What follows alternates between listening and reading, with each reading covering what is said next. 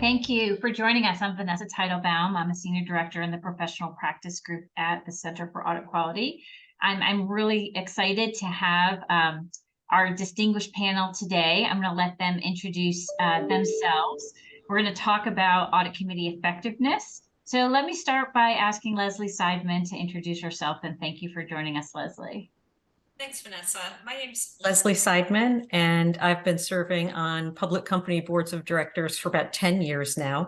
Prior to that, I spent over 30 years in the accounting profession, including some time serving on the board of the Financial Accounting Standards Board. So I'm happy to be here.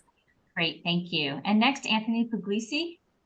Hi, everybody. My name is Anthony Pugliese. I'm currently the president and CEO of the Institute of Internal Auditors. I'm a certified internal auditor and a certified public accountant. And before this role, I actually did have the privilege of leading an internal audit team for many years when I was the chief operating officer of the AICPA. So a little bit about my background. Great, thank you. And lastly, Claudia Allen from KPMG. Claudia, if you could introduce yourself and also tell us a little bit about the Audit Committee Blueprint report. Well, thanks so much, Vanessa. I'm Claudia Allen. I'm a senior advisor with KPMG's Board Leadership Center. And my background is as a deal lawyer, and I co-chaired the corporate governance practice at a national law firm. So to put the report in context, it grew out of the NACD's Future of the American Boardroom project. And after that report came out at KPMG, we convened a working group to look at the audit committee. It included Leslie and Anthony. We had other audit committee chairs, securities lawyers, investors, others in the field. And our purpose was twofold. First, to identify what has changed or is likely to change for audit committees. And then, second, to identify key areas of focus and emerging practices for audit committees as they confront ever increasing workloads and an increasingly volatile environment. So let me turn it back to you, Vanessa. Great, thank you. And the CAQ is really excited to participate in that working group as well. And so you can see in the chat the link to that report. One of the things, so that report covers 10 essential areas, and we're going to hone in on 4. Also, in terms of just logistics for today, a little bit of housekeeping, as my colleague Jessica mentioned in the beginning. In order to get CPE, you do need to complete the polling questions. In fact, we're going to launch our first polling question now to see who we have amongst us. And here we go. So just if you can answer what your role is, we are interested to tailor our messaging for those of you who are with us. And so I know we'll just give that a minute. So we'll get going, and then whenever the results are in, Jessica, just feel free to launch. But the 4 areas we want to talk about today are talent, specifically in the finance function, audit quality, both external and internal audit. We want to focus on the internal audit's value, get some key learnings from the report, and we'll hear from our panelists' experience as well. And lastly, compliance and culture. I don't know if we have the results yet. Perfect. Okay, so we've got a smattering across the board, which I'm not surprised about. But so we've got audit committee members, other board members, internal audit, external audit, some folks from the finance function, and others. So I think this will be really useful for all of our audience members. And of course, this will be recorded as well. So we may have others who will listen not live. Okay, so Leslie, I'm going to start with you. We want to talk about the audit committee's focus on talent in the finance organization. And, what is your experience with how the audit committee focuses on that important area? Well, if I look at what the blueprint focused on as it relates to leadership in the finance function, understandably, a lot of the discussion related to the CFO and the CFO's organization. And I think that's very fitting because it's really the CFO who is setting the tone at the top for the finance function in terms of making sure that everybody is clear that we're going to be ethical, we're going to have accurate financial reporting, we're going to be transparent, et cetera. And so if you think about how does a CFO do that, it's in terms of developing people who share those values and live by those values. It's making sure you've got up-to-date skills. For example, people who are comfortable using data and analytics, that you've got efficient and effective processes, and all designed to make sure that you have a really strong control environment. So I think when you're trying to set the leadership in a finance organization and to have all those qualities, it all comes down to the people and making sure that you've got the right people. So I would say audit committees are increasingly interested in the bench strength in the finance group, making sure that we've got the right people, and that in this environment where the competition for talent is so fierce, that we have a clear understanding of the bench strength in our organization and what we're doing to attract and retain the people that will provide all of those functions and values that we think are so important at this point in time. Sure. Claudia, I'm going to go to you next. We've talked in the report and often about the evolving skill sets needed in the finance function. So can you talk about what you're seeing as companies and audit committees should be thinking about the skills that are changing? Did we lose Claudia, perhaps? Yes, I think maybe. And Anthony, why don't we just go to you while she, maybe her internet's just a little not cooperating at the moment. In terms of what you're seeing, Anthony, what is the state of play for talent right now in the market? I'll stress, that's a big question. I'll stress what Nessa said about, upskilling is so critical. It's every profession, really. I don't know if you've been to a doctor's office lately, but I think even a profession like that, technology has impacted it so significantly. Upskilling is part of every learned profession, I think, around the world. And, we certainly are seeing an issue. 80% of internal auditors roughly around the world have a traditional accounting degree or accounting background. And obviously for the public accounting profession, it's probably much higher, closer to 100%, certainly for those that want to be a CPA. So we have some of the same issues in terms of recruiting talent and finding it. And there is less people becoming accounting majors. So therein lies a problem for us in terms of a staffing shortage. So, we look at that. We also look at the shortage of the relevant IT skill sets. That's extremely difficult, especially when, the talk everywhere is artificial intelligence. And that topic, the more I learn, the more I realize how much I probably will never understand about artificial intelligence, but yet it still ranks as a critical risk since November, especially since we had ChatGPT. But it's also an exciting time for talent. ESG is a great example of a time when non-financial measures are becoming so critical to both the internal and external audit profession. It's exciting to watch us evolve as professions into that non-financial space and give advice on, some of it's numeric and metric driven, like under the sustainability umbrella.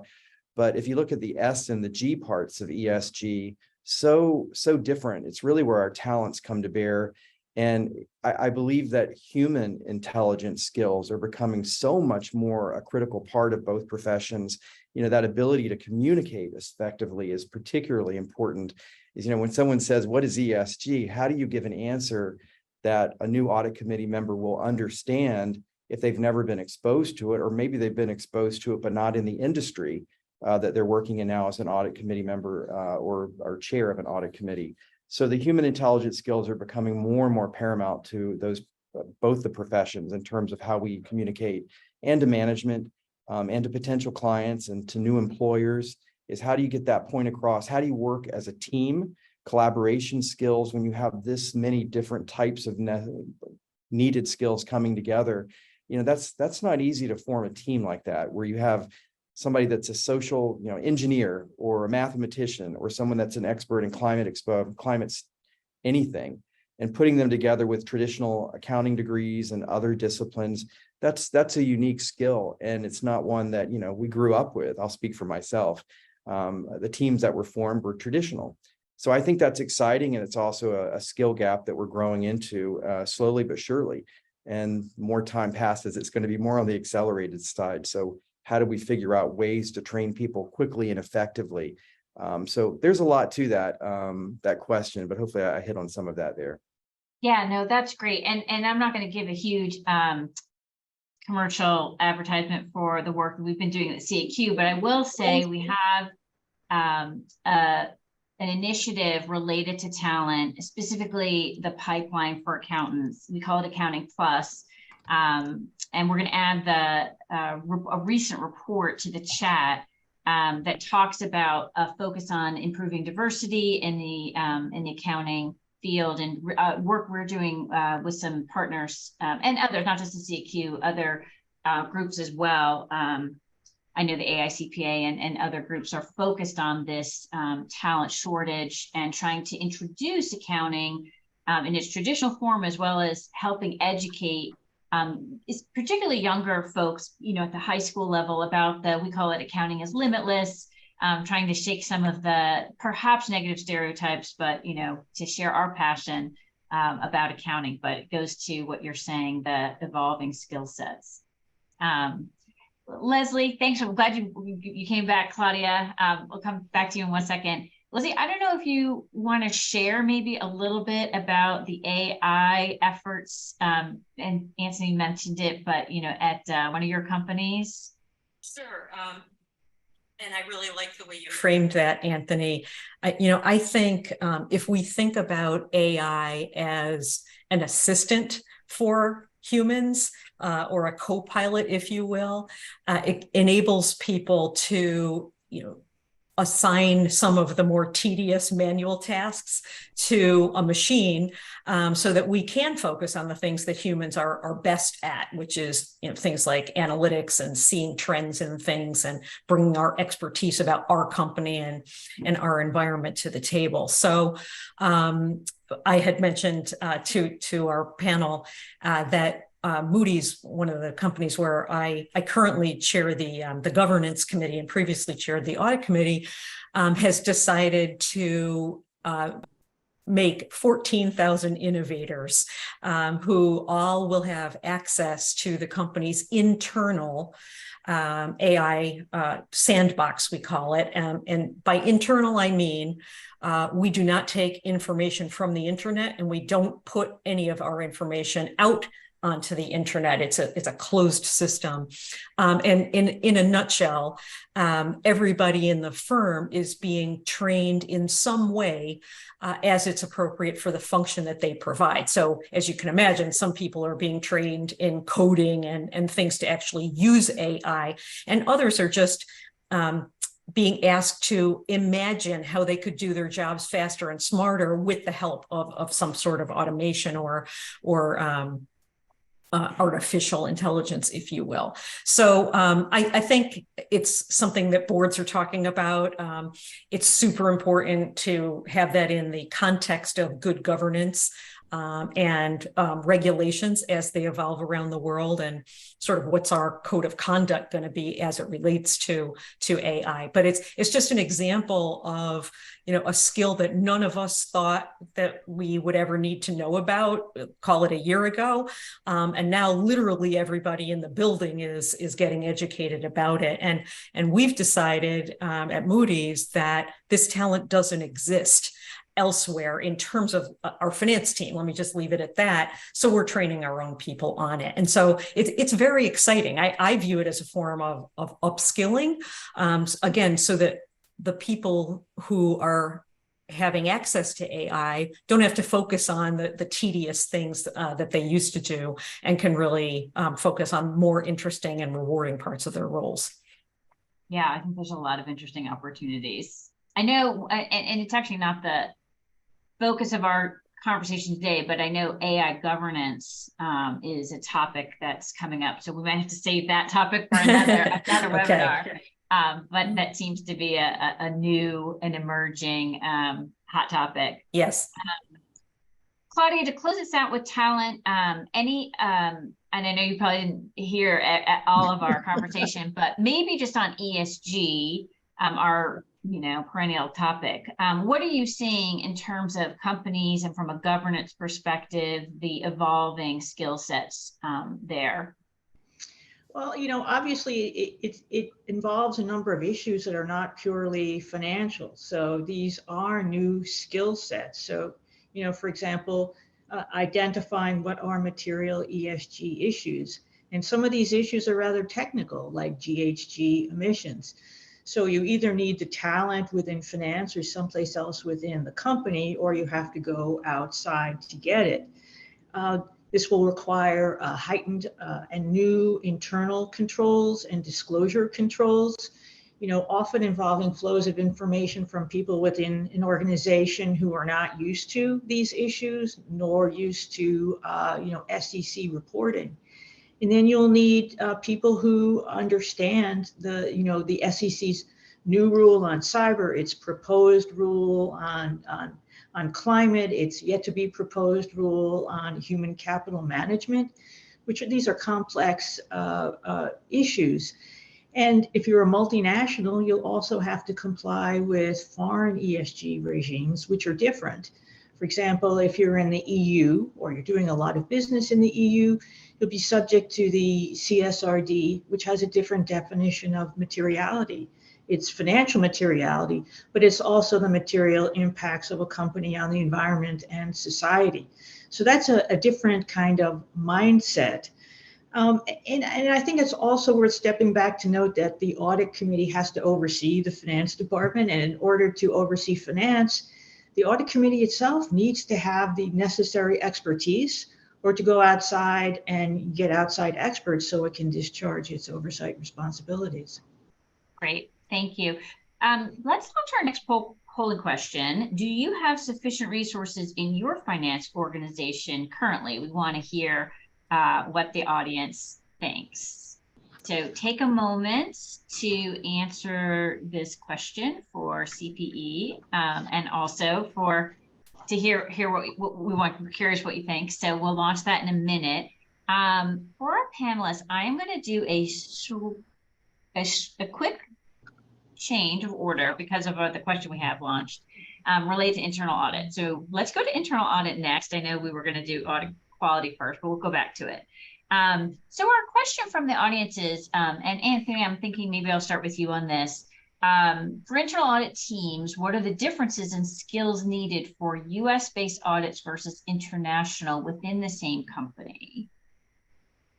Within the same company. I think it gets to Claudia's comment just now. If you think about data privacy and governance, or you think about ESG, or you think about cyber laws, I mean, if you do any business outside the United States, and let's say you're a US-based company, that patchwork of laws become critical. I think we all remember, at least I do, the scary implementation of GDPR requirements where there was no materiality threshold. There was just, you either got it right or you didn't.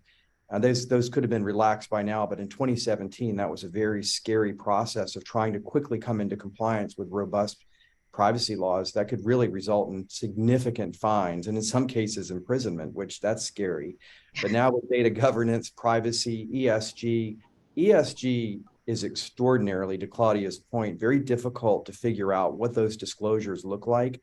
So when you go to the skill sets, they sort of are universal between the team. I mean, as long as you have the basics of ESG understanding, and hopefully we can all start following the ISSB standards and that becomes more uniformly applied, they get back to the same kind of skills, including the one I mentioned earlier about the need for human intelligence skills to come front and center.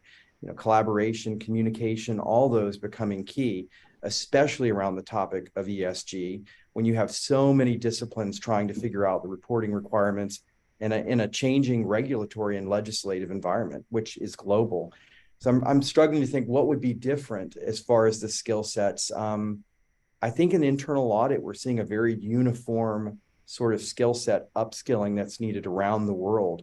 When we develop a course on cyber, the only nuances we make are, is there any particular local law in your country that has to be added into the training? but generally they're applicable no matter where we put them. And certainly the human intelligence ones were, very popular, and those are consistently the same. And then you even have under the the social part, the changing definition of what it means to be an organization that practices DE&I. So that's also a patchwork of laws, regulations, and cultural nuances that have to be considered. It's one of the questions. I had a very similar question when I was in London a few weeks ago, and I answered it with the word curiosity is really key. And that's a universal trait that all internal auditors and external auditors, for that matter, have to have at this point. But it's becoming more complex, and the two professions are more in demand than they've ever been. But the IT skills are universal, unlike in the finance teams where U.S. auditors may or may not have the IFRS background, but they focus more on the U.S. GAAP. It tends to be more universal outside of the finance department, depending on what the internal auditor is looking at. Thanks. Let's launch the results of our polling question just to see. So lots of 42% yes, 30% no, and then the rest are NA. So certainly some need for more resources for some of our audience. So sticking with the theme of internal audit and internal audit's value, one of the sections of the Audit Committee Blueprint and the working group. Claudia, where do you see internal audit's role beyond financial reporting and compliance risks? Well, I think, to be of the most value to the audit committee and the corporation, internal audit, needs to look at the critical risks facing the company. And many of those are operational or technological, and we see them in, other areas like culture, ESG, emerging risks. So I think one of the tasks is for the chief audit executive and the audit committee to come to terms on what are the priorities of internal audit, and then allowing internal audit to leverage data, technology, other tools, in connection with the upskilling that Anthony was referring to, so they can provide more developed insights that are of use to the audit committee. And then, again, it's important to look at the audit committee itself. Does the audit committee have the skills to oversee the work of internal audit? And, ESG is obviously sort of, front and center for so many companies. I think there's a lot that internal audit can do there to assist the audit committee and the company, by providing assurance to the audit committee that management has appropriate processes in place for things such as internal and disclosure controls, the quality of data, ESG metrics, which we see showing up in places like, incentive compensation, mapping ESG risks, making ESG materiality determinations. So I think they can be of tremendous value if they're utilized. Great. Leslie, for you, in your experience, we've talked a lot about the focus of internal audit, a lot of the challenges in the, regulatory environment, just the business environment. How does the audit committee get comfortable that internal audit is focusing on the key risks for the company? This is the $1 million question. Right. Well, I think the most important thing you can do to get off on the right foot here is to make sure that the internal audit group is doing a really thorough and dynamic risk assessment that involves a wide group of stakeholders, internal and external, to make sure that we're looking at our current environment and what has changed not only in our company, but also externally. And so we've talked a fair amount about ESG as one of those new factors that internal audit, as well as the finance group, has gotten involved in. But I always like to take a look at how the internal audit risk assessment lines up with the company's enterprise risk management assessment. And so, what are the top 5 or so risks for this organization that are developed by another group, usually, that heavily involves senior management, et cetera. And are those on the internal audit plan? It's kind of interesting to take a look at that. And if not, why not? So, for example, cybersecurity typically is toward the top of an enterprise risk management assessment done for the company. Depending on what's going on in the company, IT can be. So if you're doing a finance transformation, or if you're replacing your operating system for the way you do business, et cetera, if that doesn't go well, it can be very, very negative for the company itself. So understanding why there is alignment or not alignment between what the internal audit group is doing and the company is doing is really a good way for the audit committee to dive in and say, how did you do this? And that leads to, are we allocating resources properly? Do we have enough resources to do this plan? Do we have enough technical competence to do this plan? And if not, how are we going to supplement that? So I think that's the most important thing you can do to start off with a plan that ensures that you're focusing on the right issues. Internal audit is. And then as things change, you may need to change the plan. So, for example, with the introduction of AI for at least one company that I'm involved in, and I would say for most companies, to the extent that the company is starting to explore how to use AI, internal audit's got to be involved in that to address the control environment, et cetera. And so you may have to pivot and say, okay, to make time for that, we're going to do this, we're going to defer this, or do a risk assessment, or bring in some new people. So the key, I think, is to do this on a risk-based manner, and then be flexible about it, be dynamic about it to make sure that you're adjusting as the risk profile changes for a company. Great, that totally makes sense. I know it's a lot harder to practice in real life, but very good suggestions. Anthony, we're talking about, everyone on this group, in this audience, knows that internal audit is critical to a company's success. They've got heavy agendas. For the audit committee, is there, what do you think, how does the audit committee make sure they are getting the most out of their internal audit? I know that's a broad question, but are there, certain best practices, for supporting the internal audit to be that crucial resource? Absolutely. I mean, ditto on everything Leslie said. I wish all audit committee chairs said answers like that. The risk register is probably the most important part of how the internal auditor assesses, what's in front of them.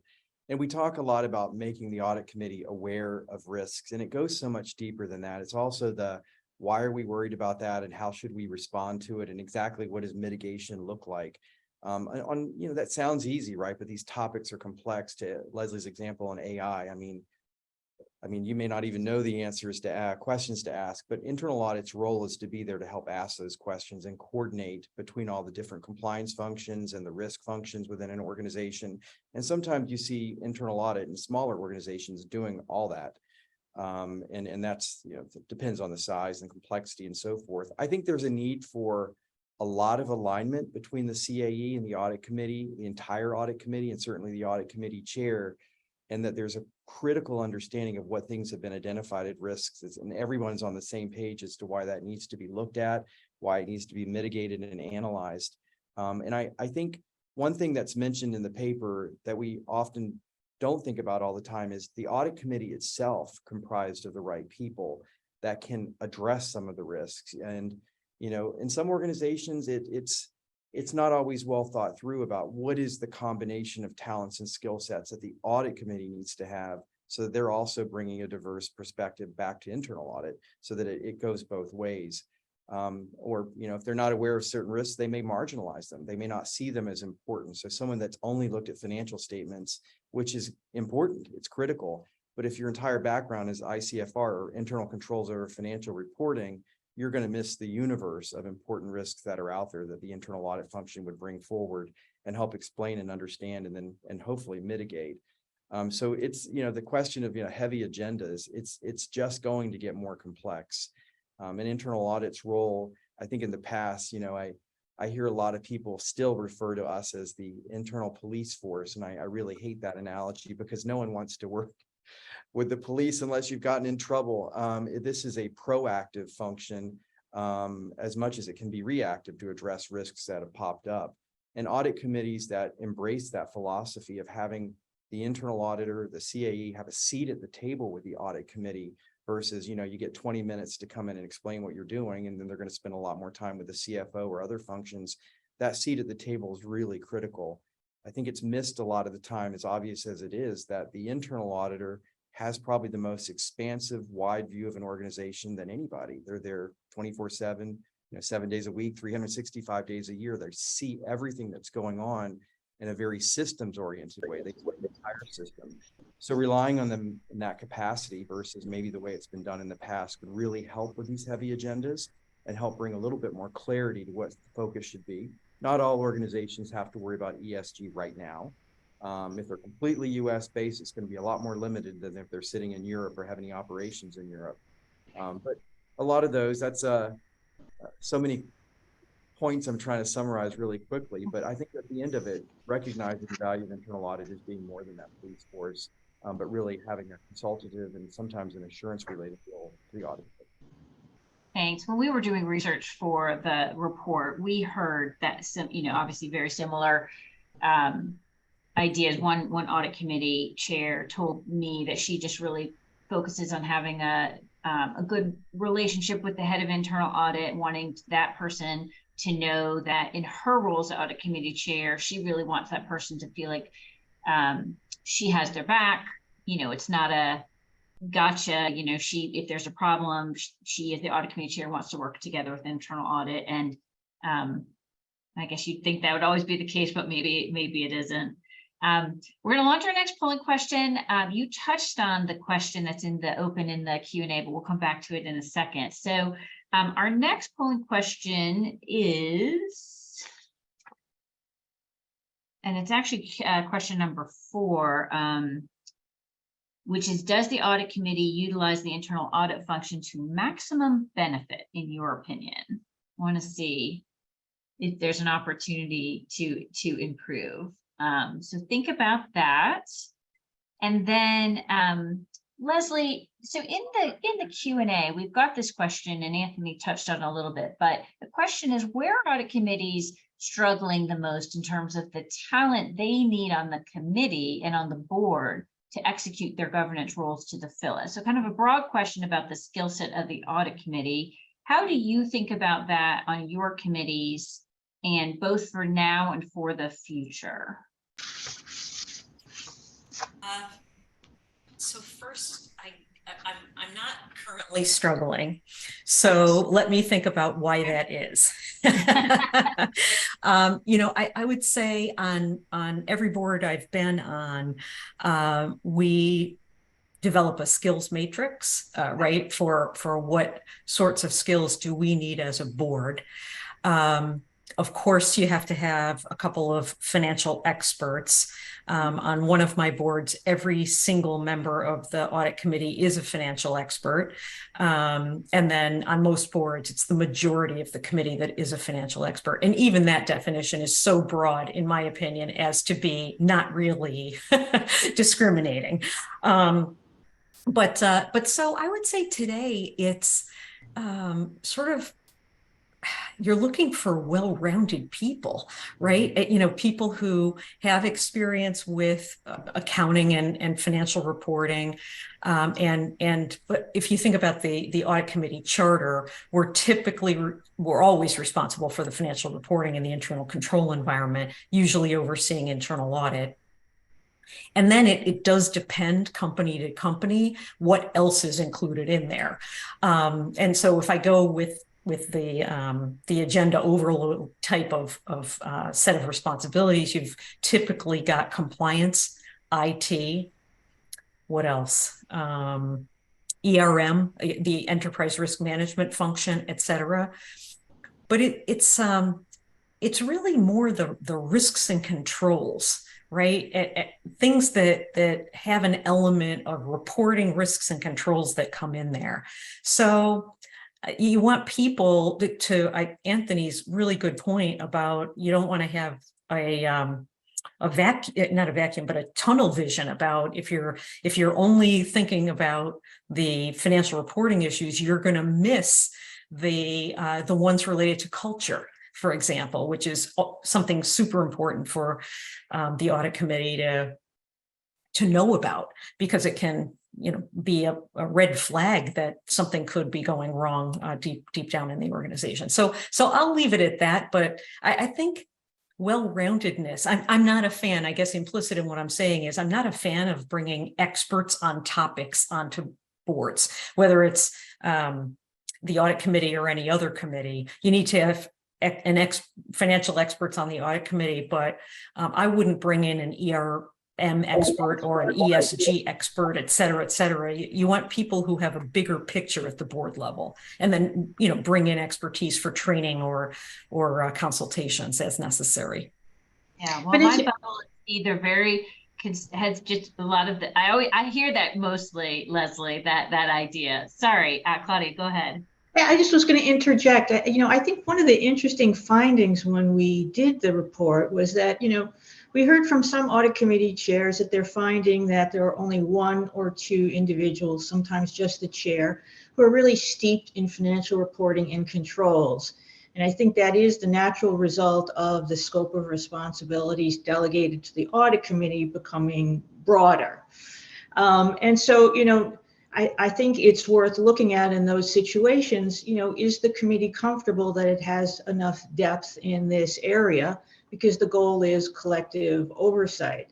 And I definitely agree with Leslie that, you don't want single subject experts. You want great directors who have, specific areas of expertise. Thanks. We are going to move to the topic compliance and culture. And then we're going to come back to audit quality, hopefully if we have time. And so we want to talk about the culture of compliance specifically, although culture obviously does have a broad implication. We've already talked about it, tone at the top and those types of things. So Anthony, when you think about the audit committee's responsibility, do you think the audit committee has responsibility to assess the company's culture, contribute to the company's culture? How is the company's culture part of their governance in your experience? I believe they do, because without the right culture, you're not going to achieve a whole lot. Certainly on ambitious, this environment, so many organizations are trying to pivot into so many new topics and opportunities. So I think, you've got to assure that culture is aligned to your purpose, your strategy, your goals, your risks. And that's done through a variety of ways. I mean, there's surveying techniques that can do that. The tone at the top is something that they inherently will probably feel. That's a very subjective measurement, but when it's off, I think everyone can tell it's off. That could be the CEO, senior management team, the way they look at internal audit, the way they look at external audit, the way they align all those things. We talk a lot about things like we need to have innovation in a company, and then it's like employees are left to do things like, well, we need an innovation budget. No, that's not what that means all the time. It's how you think, and having the freedom to think and the opportunity and the space to think differently and not be afraid about bringing new ideas to the table. So I think that is something an audit committee is very well suited to understand and look at, because without a good culture, you're not going to get very far. And that might include disrupting a current culture in order to get there, and understanding that causes a short-term pain for a long-term gain. And I think an audit committee is well trained to look at yellow flags, so to speak, about culture. And that could be sort of the tone that they're hearing from management or internal audit or any other part of the organization. And of course, there's whistleblowing programs, which there's always, some people say we don't want one of those because it just becomes a complaint hotline versus a real issue hotline where things are coming in like fraud. But, I've always found that even if it is a complaint hotline, there's some messaging that's coming through on that. Some of it's not always valid, but when you see multiple threads about the same issue, that's a very significant source of input. And one of the things that I've always encouraged audit committees to do is to try to get as close to staff as you can. there are the measuring tools like, we use Great Places to Work here. That's a common one it's a global surveying tool. It's meant to be used in any organization. But we also invite our audit committee chair to our holiday party. We make sure that there's that opportunity for him to walk through the room and get people in a more relaxed setting and how are things going? And you'd be surprised at how candid those conversations can be and helpful to the audit committee to walk back and say, that's not exactly the way management is reporting that to be. And it may not be in a fraudulent way. Management may not have the same sense of what's going on, but getting close to employees is very helpful, and especially the compliance, the risk, and the internal audit employees. I think there's a lot to be gained by that personal human contact. So a lot. We've been talking about the internal auditor's role with culture. So there's vis-a-vis a very strong connection for the audit committee, in my opinion. Who needs a survey where you can just have a holiday party? That's definitely gonna tell you a lot. Let's launch the polling results. So is the audit committee utilizing the internal audit function to maximum benefit? 39% say no. So Anthony, they'll have to go to the IAA's website and talk to their committee to see what they can do better. So continuing on the topic of compliance, Claudia, how do you think about culture and its impact on compliance throughout the organization? Not that that's the only important thing to be impacted, but I know that was a topic of the report. Yeah, I mean, one of the things you want to know is that this culture of compliance encourages and allows employees to step up and speak up when there's an issue. You want employees to feel empowered to do the right thing.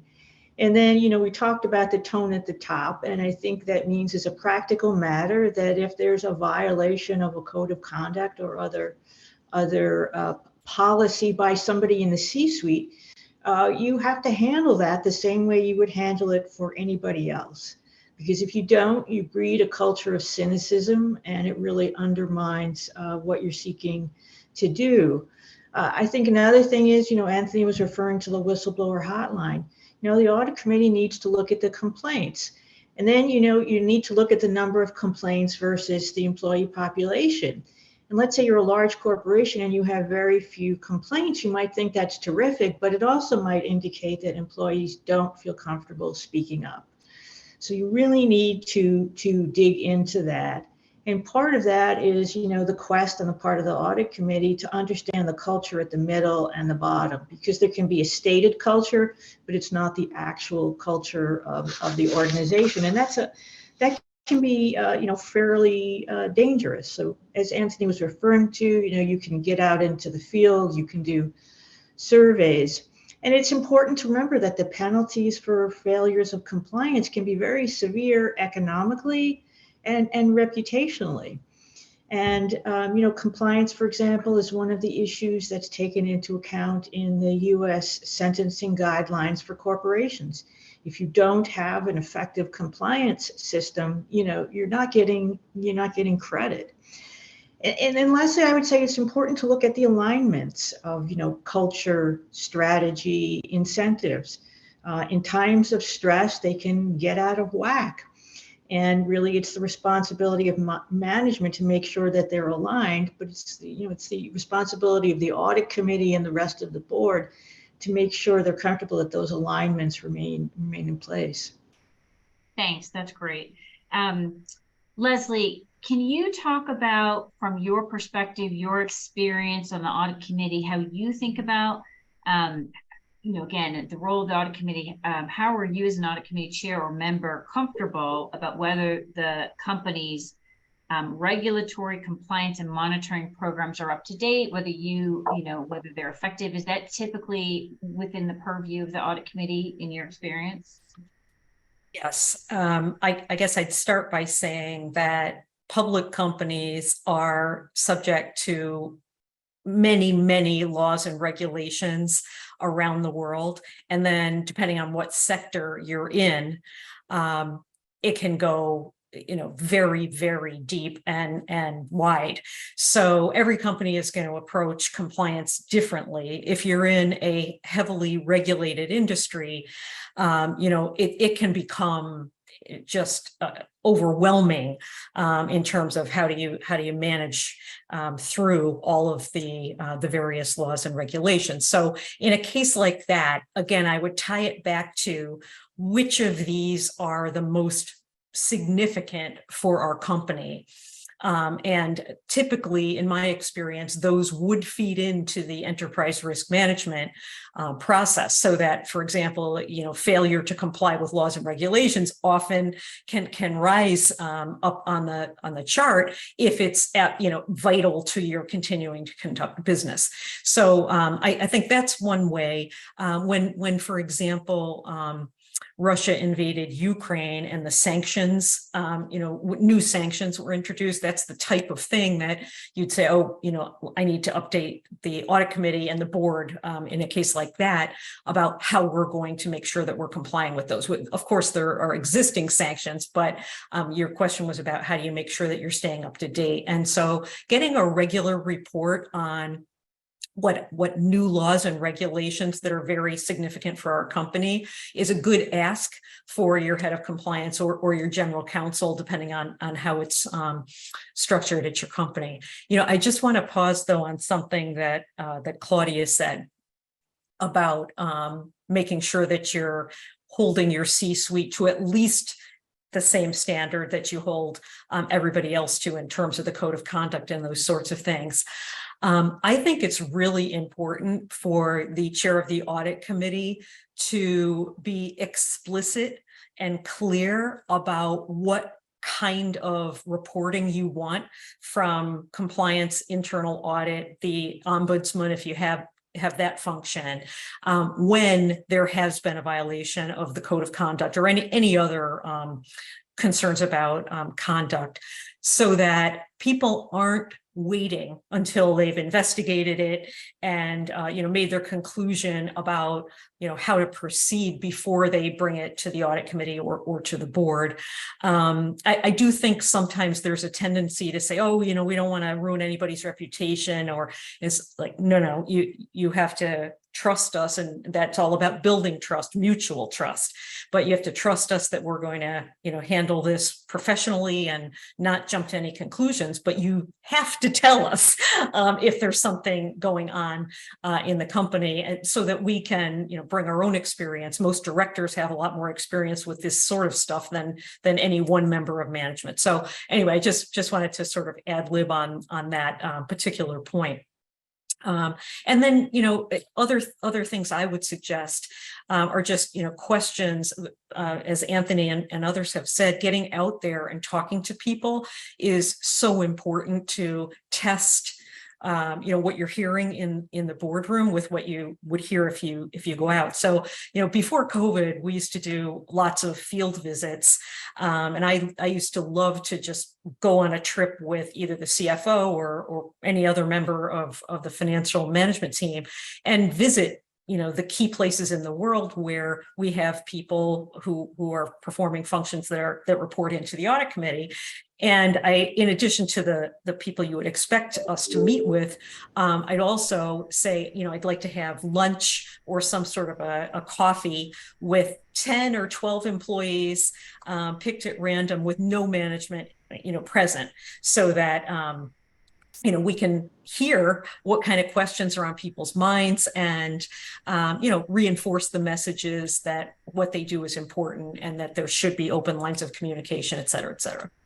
That's great. We are going to do our next polling question, and sorry for any confusion. I referred to the last one as Q4. That was kind of an internal reference. It was only our third. Our next polling question, I'm going to call it Q5. That's our internal reference, but it's our fourth polling question of the session. Do you think culture should be a top focus of the audit committee? And while you're answering that, we've dropped in the chat a resource from our anti-fraud collaboration. The IIA is a NACD, CAQ and FEI collaborate to put out resources. And so that's in the chat as well. So now we're going to go, and I'm mindful of time. We're going to go to the subject of audit quality before we wrap up. So Anthony, can you talk about how you think about audit quality, maybe from an internal audit perspective? So for an audit committee, how do they, what does high quality internal audit look like? Well, a high quality internal audit, I mean, and hate to, something that may not be particularly in our blueprint document is internal audit has a set of standards. And that's something I'm not sure a lot of audit committees are aware of, the global internal audit standards that relate to the conduct of an internal audit engagement. And it includes, how to govern the function, how to manage the function, and how it should be performed. The internal audit work should be performed. And it's not prescriptive, it's rules-based. And it really is something that every audit committee should be aware of. Same as the external profession has their own standards as it relates to how to conduct an audit, and the additional, financial standards that are done by, IFAC or FASB or whoever.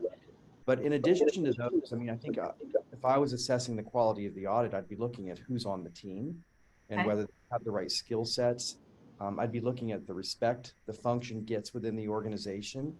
That's a huge thing. When you have a good rapport with an internal audit function and the rest of the organization, and that's always the goal, you're going to get better internal audits because people aren't going to be afraid of that thing you mentioned earlier, Vanessa, that gotcha, but rather, I have a problem and you can help me fix it.